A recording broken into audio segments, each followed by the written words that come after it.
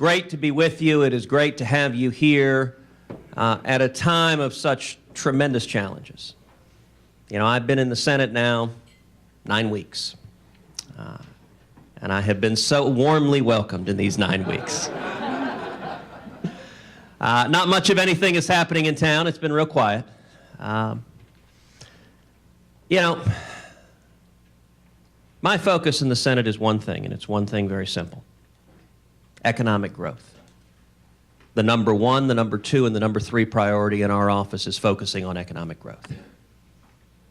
Of all the economic data that swirl about, what's most troubling, in my opinion, is 0.8%. That has been what our economy has grown each of the last 4 years. To put that in perspective, the average rate of growth of our GDP since World War II has been 3.3%. I mean, that is a fraction of what the American economy always grows. And unless and until we get growth back, none of the other problems we have in this country will be solved. If you want 23 million people who are struggling to find jobs to get back to work, we got to have growth. If you want to fix the federal balance sheet that is a train wreck, you got to have growth. You cannot cut enough from the federal budget to make it balanced without growth. As long as we have anemic sub 1% GDP growth, none of these other problems gets fixed. And I will tell you, this may be naive, but it is my hope that this could prove to be an area of real bipartisan cooperation. It should be in everybody's interest, regardless of party, regardless of ideology. It should be in everyone's interest to get the economy growing again, to get people back to work. And so let me tell you the three sub-priorities within the office that are all directed towards economic growth. Number one, we have got to restrain the out-of-control spending in Washington and our unsustainable debt levels. You know, I'll tell you, last fall I had the privilege of speaking down in Tampa at the Republican National Convention. And I mentioned during the convention, I talked about the national debt, I talked about our two little girls, Caroline and Catherine. And I said, when Caroline was born, the national debt was $10 trillion. Today it's $16 trillion. Now, I got back to my hotel room about 1 in the morning, pulled out my iPhone, and began looking at Twitter. And the comedian, Paula Poundstone, apparently she didn't have anything else to do that evening. She was watching the TV. And she tweeted. She said, Ted Cruz just said when his daughter was born, the national debt was $10 trillion. Now it's $16 trillion. What the heck did she do? Which Heidi and I laughed so hard we almost fell out of bed. But it underscores the gravity of the situation. Our daughter's 4. In her short life, our national debt has grown 60%. We have got to stop that. The path we're on right now is irresponsible, and I think it's wrong to be giving the next generation that kind of crushing debt. The second element is fundamental tax reform. Our tax code is far too complicated, far too Byzantine, and it puts pressure on every one of you. It puts burdens on every one of you. Every year in our economy, we spend over $500 billion just on tax compliance, just on lawyers and accountants and dealing with the burdens from government, and not one bit of that produces anything. Not a single widget is made. We don't make any trucks, we don't make any tortillas. That's simply dealing with the burdens of government. I think we need to dramatically simplify our tax code and lessen the burden on everybody of complying. And number 3 is regulatory reform. Every one of you is dealing on a daily basis with regulations from Washington. And these regulations collectively are killing jobs and making it harder and harder for small businesses to survive. In my opinion, what makes our economy strong is not just the giant corporations. The giant corporations are great. But what makes our economy strong is what the economist Joseph Schumpeter described as creative destruction. It's the guy starting a business in his garage that's going to topple that giant corporation. And that's been the history of our country, is the dynamism. And you know, San Antonio embodies that dynamism, embodies that entrepreneurial spirit. You know, there's been a lot of talk about the Hispanic community and each political party appealing to the Hispanic community. You know what I tell you, I think is one of the most striking statistics about the Hispanic community. There are 2.3 million Hispanic small business owners. Roughly 50 million Hispanics in this country at just under 3 Hispanics per household. That means 1 in 8 Hispanic households is a small business owner. That is a stunning statistic. But it's a statistic that recognizes the reality in the Hispanic community, which obviously is a community that is an integral part of San Antonio, that the Hispanic community is a fundamentally entrepreneurial community working towards the American dream. Now, what I understand is we're not going to get economic growth from a bunch of politicians in Washington. Not going to happen that way. It is going to happen from each of you. It is the men and women in this room who are going to produce economic growth. But the 2 levers government can apply to facilitate that, to assist you in creating economic growth, are tax reform and regulatory reform. And so I am spending every day working and fighting to champion those priorities. And, you know, I mentioned being willfully naive. I remain convinced that despite the partisan gridlock, despite the breakdown of Washington, we should be able to get cooperation on getting our economy going. And there are glimmers of hope. I'll give you an example. Just a couple of weeks ago, I joined with 52 other senators signing a letter to President Obama, urging President Obama to approve the Keystone Pipeline. We then went to a press conference, had 10 senators at the press conference, 5 Democrats and 5 Republicans. And every one of us said, Mr. President, approve this pipeline now.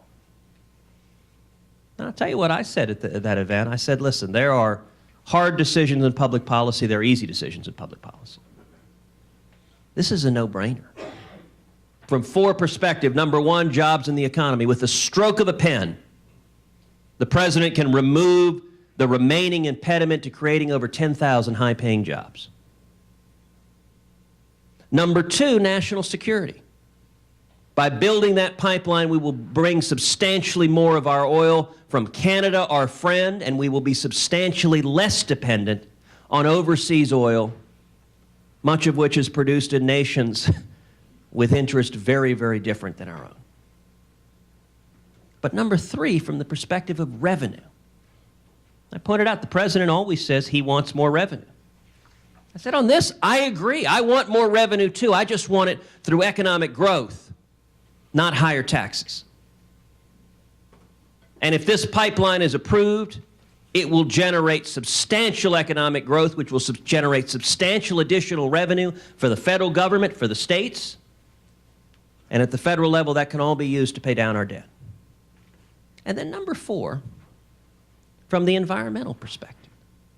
I said, listen, even if you are a bearded Birkenstock-wearing fellow with a blue whale tattooed on your rear end.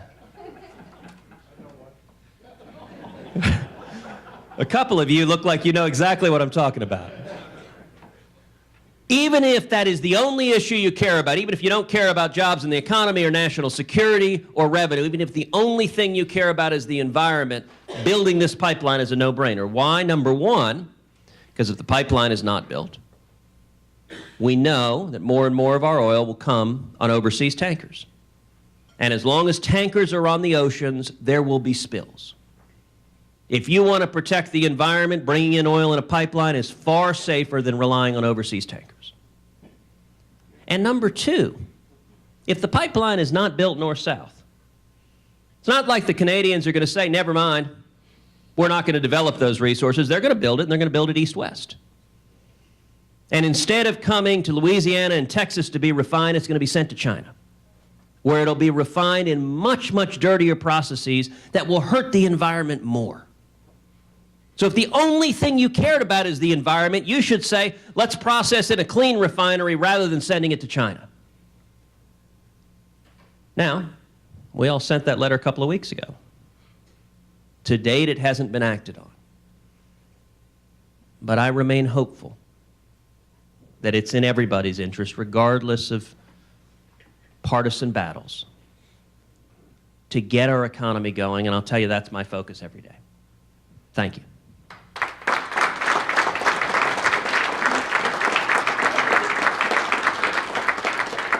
And I'm happy to answer a couple of questions. Yes, sir. You mentioned that there were about 23 million people looking for work. And being an industry member, that's the number I always hear. Yep. Why isn't our president keep talking about 4.7? You know, part of it depends on the number you measure. One of the interesting dynamics last year, we saw periods where our official unemployment rate would go down. But the reason is the unemployment rate that the president talks about is the percentage of those people actively looking for work who are not currently employed. It excludes those who've given up looking for work. And one of the most depressing phenomena we've seen the last 4 years is enormous numbers of people simply giving up. So when they respond to the survey, they say, are you looking for work anymore? No.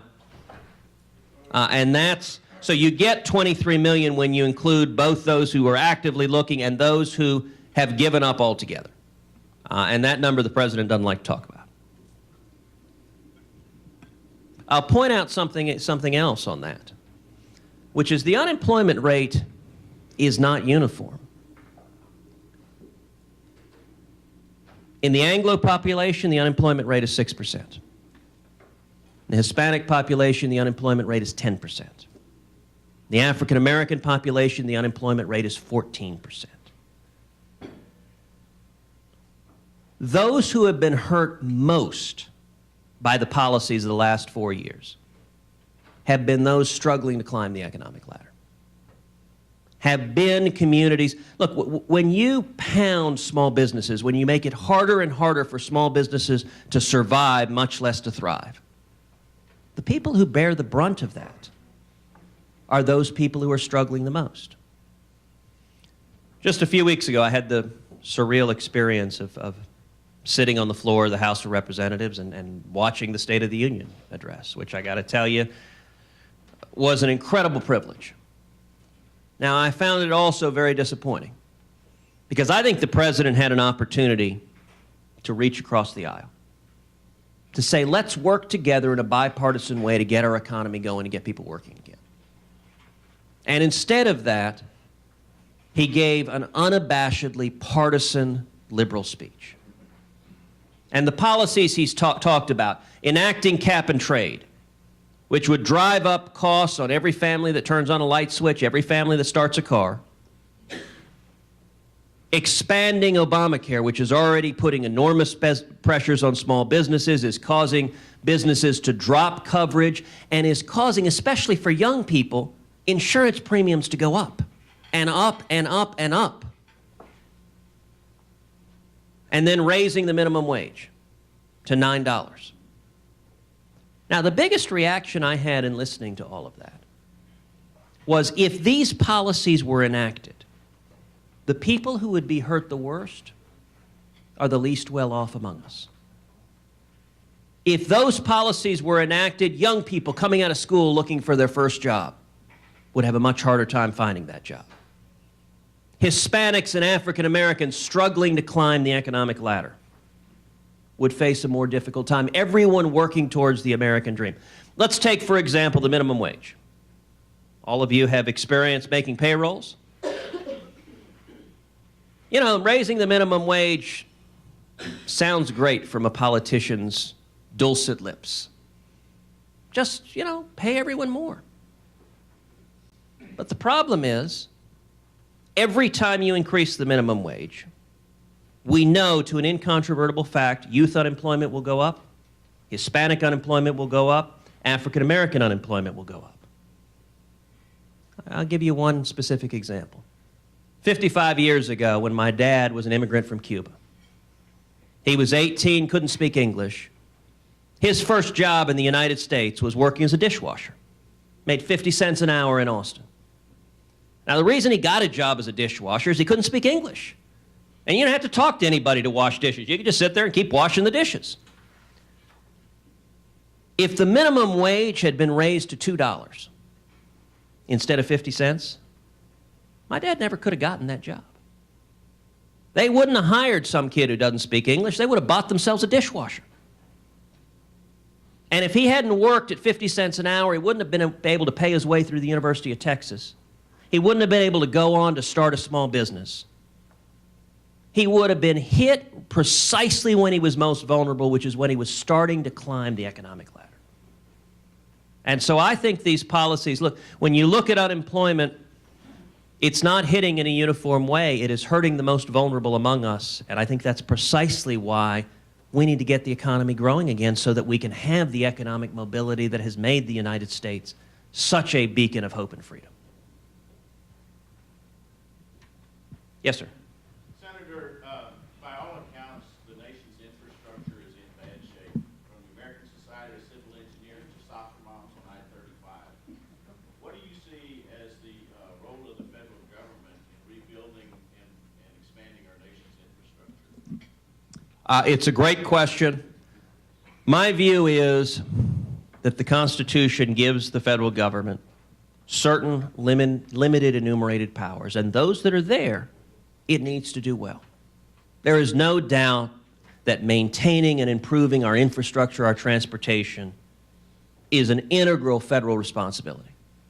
And I think part of the reason why we're seeing insufficient funds devoted is because the federal government keeps spending on other things instead. Let me give you an example. A Facebook post put up day before yesterday asked a simple question. Said, President Obama tells us we cannot cut 2.4% from the federal budget without firing police officers, firefighters, teachers, and air traffic controllers. And yet, just this week, John Kerry announced that the United States is going to give an additional $250 million to Egypt in foreign aid. So we put up on Facebook, like, if you don't think we should be, and by the way, that aid to Egypt is without preconditions. It doesn't require that they have free and fair elections. It doesn't require that they be an ally to Israel. It doesn't even require, post-Benghazi, we have one witness, one suspect that we want to talk to. He's in Egyptian custody. Egyptian government won't let us talk to the only known Benghazi suspect. And yet John Kerry announced this week we're going to send him $250 million. So we put up on Facebook, like, if you think we shouldn't be sending $250 million to Egypt and not funding vital priorities here at home. And comment if you have an idea of where that $250 million should go instead. In 24 hours, we had over 11,000 likes and over 1,800 comments.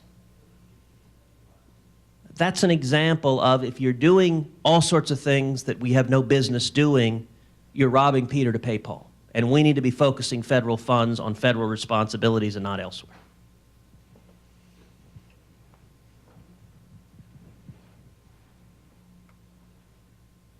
Any others? Yes, sir. I appreciate your focus on economic growth, and I think you would find broad agreement among this group that that's important. At the same time, as we look at specific industries, we realize that making cuts affects both the expenses side as well as the revenues. The more you make cuts, it also affects the revenues that are coming in as businesses and other groups have to contract.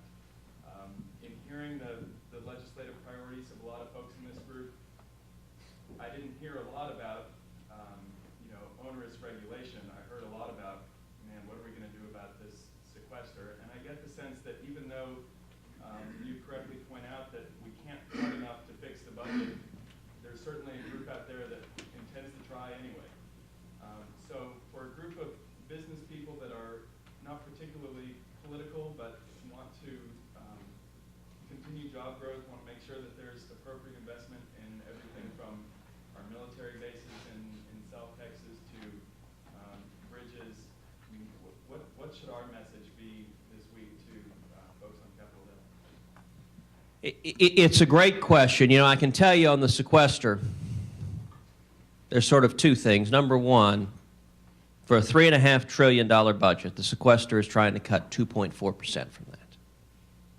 And yet the howls from Washington are that we can't cut 2%.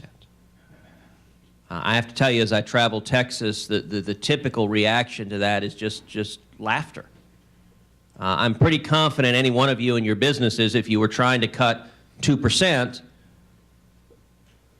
the world wouldn't end if you were trying to do that. Now, the sequester, unfortunately, is not allocated in a sensible way. Our military budget's 20% of our budget, and yet it bears 50% of the brunt from the sequester.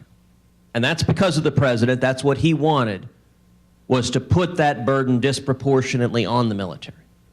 I don't think that makes sense. I think there is room for reasonable reductions in the military budget to deal with areas where it can be made more efficient, but I don't think it should bear the brunt of it. But unfortunately right now, the position of the president, the position of Harry Reid in the Senate, is the sequester will remain in force unless Republicans agree to yet another round of tax increases. The president's already increased taxes over $1.6 trillion. And one of the significant reasons, in my judgment, that our economy is growing 0.8% is because of those tax increases and because of that tax uncertainty. And yet his position is they're going to keep those burdens. In fact, just yesterday I posted on my website a very revealing memo. It was a memo from the administration to a regional office saying, make the sequester cuts as painful as possible. The regional office saying, look, we think we can manage through this. Can we do this? And the answer from Washington is, no, no, no, no, no. We have publicly said these public harms are going to come from it. You better make sure they happen. And unfortunately, listen, there's a lot of politics in this town. And that ain't going to change anytime soon. But what I will tell you as someone in business, economic growth is the factor that will impact every one of your businesses more than anything else. It will create jobs, it will create demand when the economy is booming. And by the way, you know, one of the arguments that is frequently given from the administration is, well, the president inherited a lousy economy. I agree. If you go back and look in 1980, another president inherited a lousy economy. When Ronald Reagan came in, we had double-digit unemployment, 22% interest rates, we had gas lines around the block. And Reagan, unlike Obama, Reagan implemented policies the precise opposite of those Obama did. Instead of jacking up taxes, Reagan cut taxes. Instead of exploding government spending, Reagan restrained the growth of government spending. And instead of unleashing regulators like locusts to descend on small businesses, Reagan restrained regulation. The result was some of the greatest economic growth this country's ever seen. In the fourth year of Reagan's administration, after inheriting a lousy economy, the fourth year was 1984. That precisely corresponds to last year for President Obama. Any idea what the GDP growth rate was in 1984?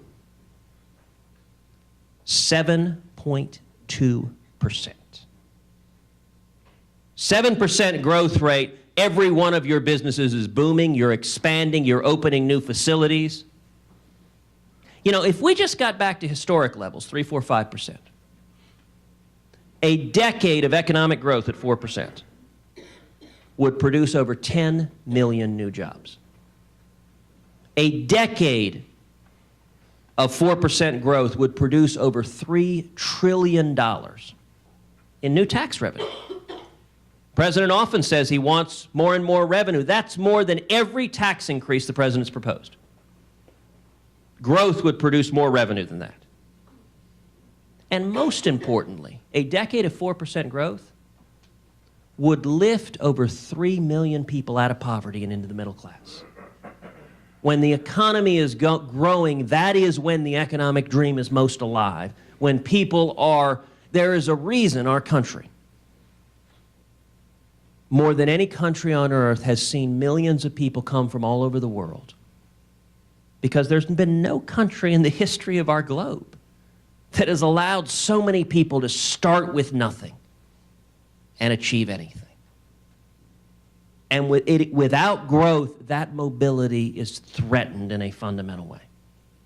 So I understand the sequester, particularly as it's disproportionately focused, can be painful, especially on the military side. And in my view, and listen, twice the House of Representatives passed bills adjusting the sequester, moving it in a more sensible way so it doesn't disproportionately harm the military. Twice Harry Reid in the Senate said, we will not allow a vote on this.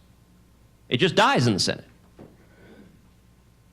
And that's because the political strategy right now is extract as much pain as possible rather than cut anything. We're borrowing 46 cents of every dollar right now. And for every one of us who has kids and grandkids, you know, I get home and talk to my 2 little girls, and I can't help but think that right now their parents and grandparents, it's like we went out and got a credit card in their name. And we're going to Vegas and living it up and sticking them with the bill. I mean, it's our kids that are going to have to pay for that. And so I think it is, very few people in this country care about the political partisan games in Washington. They don't care about politicians from either party bickering back and forth. What they're looking for people to do is roll up their sleeves and get serious about fixing these problems. And I hope we'll see more people in Washington willing to do exactly that. Thank you, and God bless you.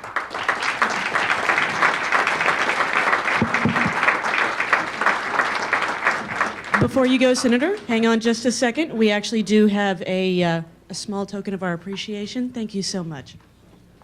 Excellent. Oh, and remember the Alamos.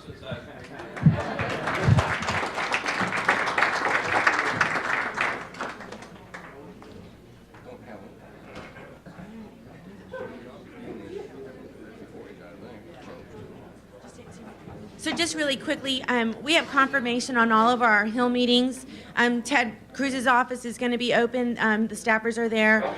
Senator Cornyn's staffers are there. Castro's staffers are there. Smith's office is called to say that they will reschedule. So we'll work on rescheduling today's meetings tomorrow. And so probably we'll be issuing emails to your issue team chair to give you update on that. Gallego's office is going to be open, taking meetings. Cuellar's open. Doggett's office open. The committee, a couple of you have meetings with Committee on the Science, Space, and Technology.